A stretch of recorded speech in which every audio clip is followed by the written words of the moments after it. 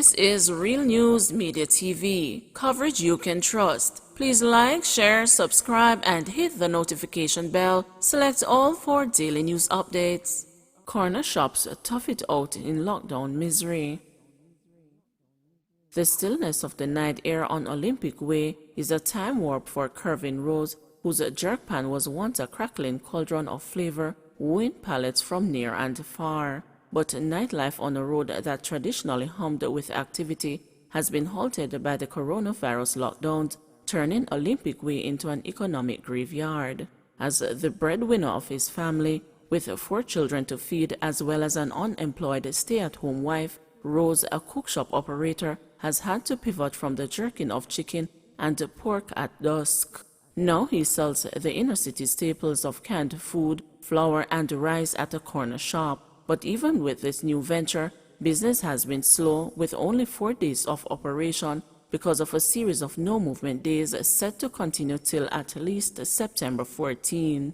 The financial bind that has starved the Rose of revenue has also strained the pockets of his customers. He has had to secure a line of credit to purchase stock for his shop, a development he said he had never before had to pursue. The ongoing curfews have crushed wages in low-income communities like Olympic Way, which depend heavily on curbside industries to survive. Its impact has been dramatic for several families, Rose's included, with children home around the clock, and as online schooling resumed on Monday, food disappears much faster than during the pre-pandemic era.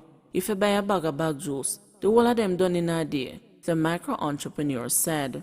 Corner shops have remained a mainstay for poor families even in lockdowns, with families skimping on expenditure to last 3 no-movement days at a time. While bulk-buying middle-class shoppers have cleaned off the shelves of supermarkets heading into lockdowns, less wealthy householders in communities in St. Andrew West Central, which Prime Minister Andrew Holness represents, continue to make purchases a bit at a time. That might involve hopscotching across the road and avoiding the glare of patrolling police.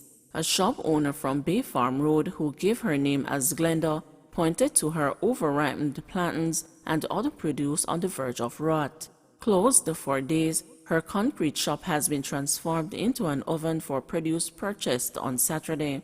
She said that she has been ordered by beat police to lock up shop. "See the plantain, nobody now go buy them.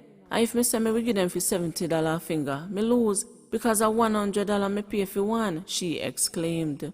The corner shop is the only source of income for Glenda, who lives with her son and grandchildren. But even in the midst of loss, Glenda still offers residents the opportunity to purchase on credit if they cannot readily afford immediate payment. The Planning Institute of Jamaica recorded growth of 12.9% in the April to June quarter, positive headwinds in an economy that has been battered by the coronavirus. But with a return to pre-pandemic growth levels, a distant reality, corner shops have reportedly found the going tough. However, some proprietors like cookshop operator Karen Walker on Penwood Road have not given up. Despite a slight decrease in customer traffic, she has described sales as satisfactory, pocketing an average of $20,000 a day. Like Rose, Walker has had to scale back the quantity of meats she prepares for lunch to avoid spoilage. Her target market during lockdowns is primarily essential and other authorized workers in the community. Located just across the zones of Special Operations Tent, Walker said that soldiers have learned to wink at the minor indiscretions of the convenience that comes with the corner shops in poor communities. Man dies in freak tractor accident, co-workers stunned. A freak accident that claimed the life of a tractor operator at Naranda Bauxite Company in Discovery Bay, St. Anne, has left his colleagues stunned and in anguish. 53-year-old Mark Wint died last Thursday after he was pinned between the bucket and body of the tractor he usually operates. The accident, the news was told, occurred when Wint attempted to retrieve a bag that was stuck to a lever. That lever controlled the bucket. The effort of retrieving the bag dislodged the lever, and the bucket slammed into Wint, pinning him to the tractor. He was pronounced dead on arrival at the St. Anne's Bay Hospital. Conrad Brown, who worked alongside Winter for the last 7 years, has been traumatized by his colleague's demise. He told the news that he has been having constant flashbacks since the unexpected death. Each time I see the tractor, me just remember him in there. Every move, I just him I remember, because both of us did a lot of work with the same tractor. Right now, me even scared to use the tractor, and it is going to take a time before me go back in one, he said. I'm just sorry he had to go that way. I really miss him, and it is very hard for me.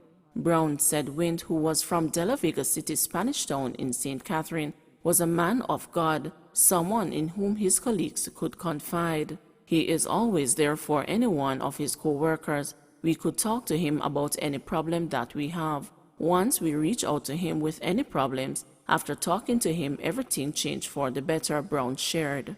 Wint loved to give counseling and always have something positive to say. He took up that responsibility to teach people and to show them the right at all times. Another grief-stricken colleague, 58-year-old Raymond Davis, said the late father of 3 girls was a gem among his work family.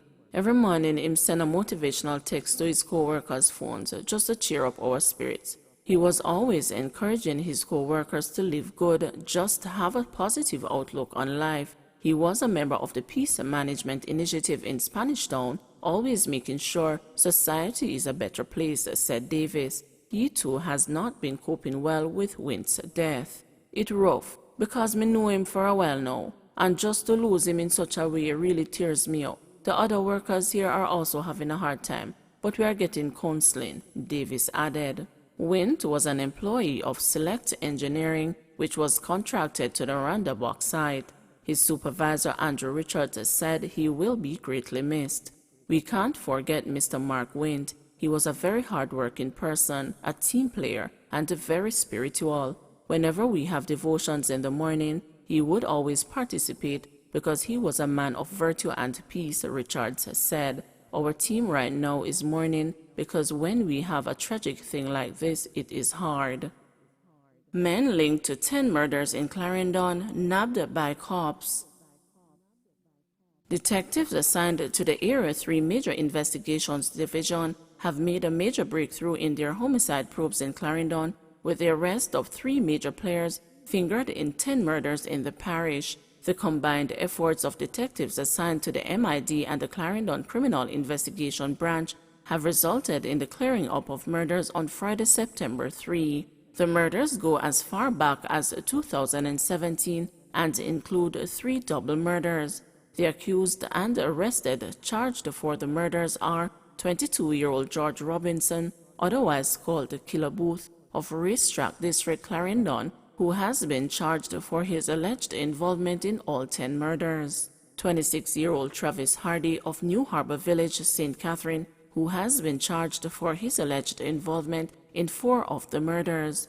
A 17-year-old male who has been charged for his alleged involvement in 2 of the murders. The investigations relate to the killings of 55-year-old security guard Kareen Walters and 36-year-old Jermaine Brooks, both of Suncrest Gardens Racetrack in Clarendon, and who were killed on January 31, 2021. 29-year-old Akeem Murray and 27-year-old Kemara Matar, both of Haysfield, Clarendon, who were killed on November 18, 2020.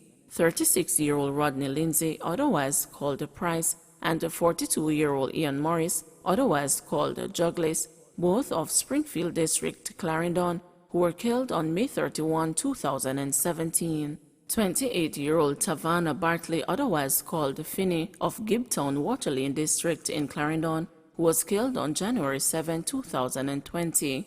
40-year-old Andre Skyers, otherwise called Bomba, or landscaper of Top Hill Waterlane District in Clarendon, was killed on January 12, 2021. 51-year-old Larkland Douglas, taxi operator of Milk River, Clarendon, who was killed on March 6, 2020, and 28-year-old Tyrone Heron, otherwise called Nick, barber of Gimme Bit, Clarendon, who was killed on August 28, 2017. Head of the JCF's Crime and Security Portfolio, Deputy Commissioner of Police Fitz Bailey says these arrests are as a result of JCF's commitment to its island-wide crime reduction strategies. This demonstrates our resolve to say that if you commit a crime, you will be brought to justice, Bailey said. No matter how long it takes, we are going to continue to focus our investigation, and it reinforces the improvement of our investigative skills in terms of exploiting technology and other resources that are available, he said. Bailey commended the men and women of Clarendon and the MID for their work in apprehending the criminals responsible for the murders. Don't forget to like, share, subscribe, and hit the notification bell. Select all for daily news updates.